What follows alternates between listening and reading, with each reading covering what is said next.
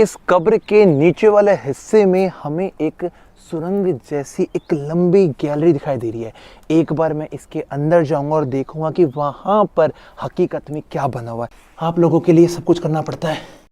नमस्कार दोस्तों, मैं हूं विक्रम और आज मैं आपको नारनौल के इस शहर के अंदर यहाँ की जितनी भी पुरानी इमारतें हैं उनसे रूबरू करवाने के लिए एक बार फिर से एक नए स्थान पर लेकर आ गया हूँ। दोस्तों, आज हम आपके सामने दिखाने वाले हैं कि जो नारनौल के नवाब थे उन्होंने अपनी बहन के लिए एक मकबरा तैयार करवाया था, जिसे आज के समय में हम मामूलिक का मकबरा या शाह कुली खान की बहन के मकबरे के नाम से जानते हैं।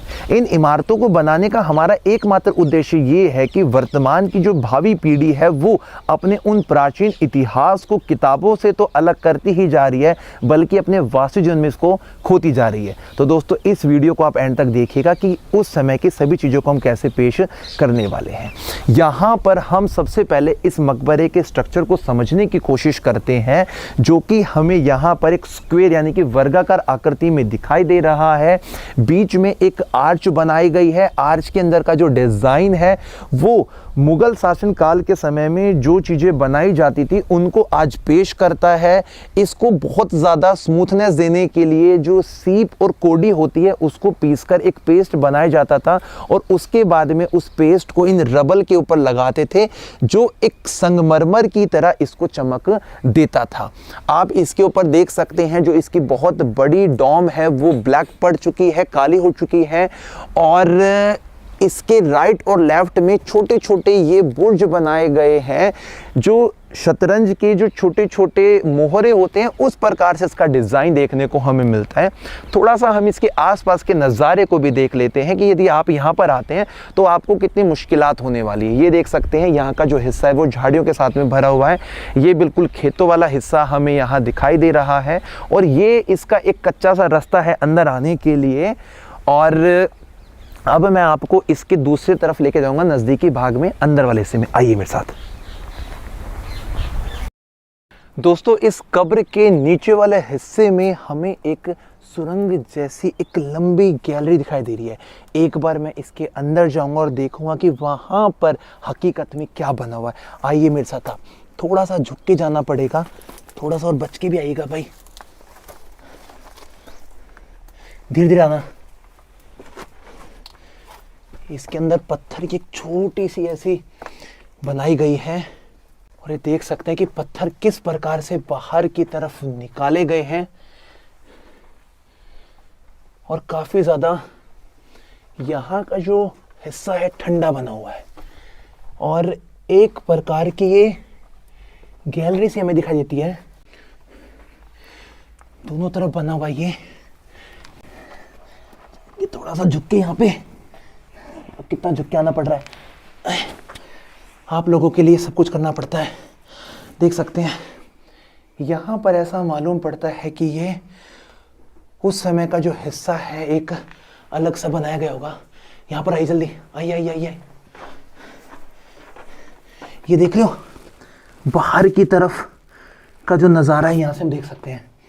तो दोस्तों, पहली बार हम एक ऐसे स्थान पर आए हैं जो कि कब्र के बिल्कुल नीचे वाले स्थान पर बना हुआ था। एक बार थोड़ा उधर देखिए क्या जाके क्या है। चलो वहां चलो एक बार।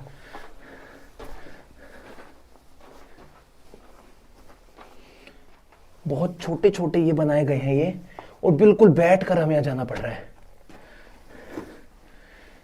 पूरा सर्कल काट के देखते हैं, शायद यहाँ पर भी इसी प्रकार का बनाया गया है ये।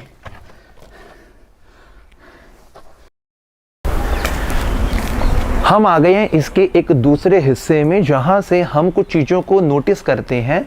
ये हमें ऊपर जाने के लिए रास्ता दिखाई दे रहा है। यहाँ पर लाल बलुआ पत्थर की चौखट बनाई गई है और सीढ़ियाँ काफ़ी छोटी इसके अंदर बनी हुई है। ये इसके अंदर जाने वाला हिस्सा है। जब कभी भी हम इन स्थान पर आते तो हमें सबसे पहले जो मेन चीज़ है वो ध्यान रखनी पड़ती है कि हमें इन प्राचीन चीज़ों का थोड़ा सा मान सम्मान करना चाहिए। तो आइए अंदर की तरफ एक बार। आप नीचे वाले हिस्से में हमें यहाँ पर एक जो कब्र है वो बिल्कुल साबुत दिखाई दे रही है, बाकी जो कब्रें हैं वो कुछ हद तक टूट चुकी हैं। देख सकते हैं यहाँ पे भी टूट फूट है, और ये जो भूसा है यहाँ पर स्थानीय लोगों ने भर के रखा हुआ जो इस जगह को इस्तेमाल कर रहे हैं। इस कब्र के ऊपर कुछ लिखा हुआ भी है, शायद कॉर्नर वाले हिस्से में तो अल्लाह लिखा हुआ है, और ऊपर हो सकता है कि कोई कलमा होगा या फिर ऐसा मान सकते हैं कि उनका नाम लिखा होगा। बीच में आप जो ये उभरा हुआ भाग देख रहे हैं, इससे ये मालूम पड़ता है कि ये एक फीमेल की कब्र है, और इसी से पता लगा था कि शाह कुली खान जो कि नारनौल के गवर्नर थे, उन्होंने अपनी बहन के लिए ये बनवाया था। इसके अंदर वाले हिस्से को आप देख सकते हैं, नीचे वाला जो फोम है वो स्क्वायर में बना हुआ है, और ऊपरी हिस्से में जो डिजाइन है उसकी कलाकृति बहुत ही शानदार है, अद्भुत बनी हुई है, जो उस समय की वास्तुकला को आज हमारे सामने पेश कर रही है। हम तो ये सुनते हैं, जो पुराने हमारे बुजुर्ग हैं, यहाँ के लोग हैं, वो ये कहते हैं इसको मामूली कहा जाता है, और जो शाह कुली खान का बहन का मकबरा बताया जाता है। मैंने तो इतना ही सुना है यहाँ पे बुजुर्ग से। शाह कुली खान की बहन का जो मकबरा है उसके निचले हिस्से में हम देखेंगे कि तकरीबन 8 फीट के आसपास पहाड़ी पत्थरों का एक चबूतरा तैयार किया गया है, और इस चबूतरे के बीच में इस प्रकार की कुछ सीढ़ियां बनाई गई हैं। मैं आपको यहाँ पर एक ऐसी बारीक बात बताता हूँ जो अक्सर आप लोग इग्नोर कर देते हैं। आइए एक बार आप अंदर की तरफ यहाँ पर।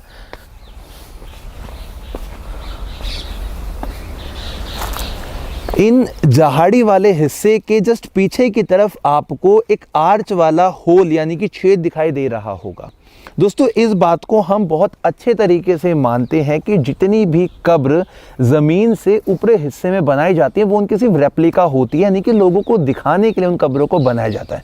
वास्तविक जीवन में उन लोगों को जब यहाँ पे दफन किया जाता था तो उनकी रियल जो कब्र थी वो इस ज़मीनी हिस्से पर हुआ करती थी, और इसीलिए नीचे उनकी वास्तविक कब्र है, और ऊपर जो हम यहाँ पर देख कर आए हैं वो यहाँ पर इसकी एक रेप्लिका बनी हुई है।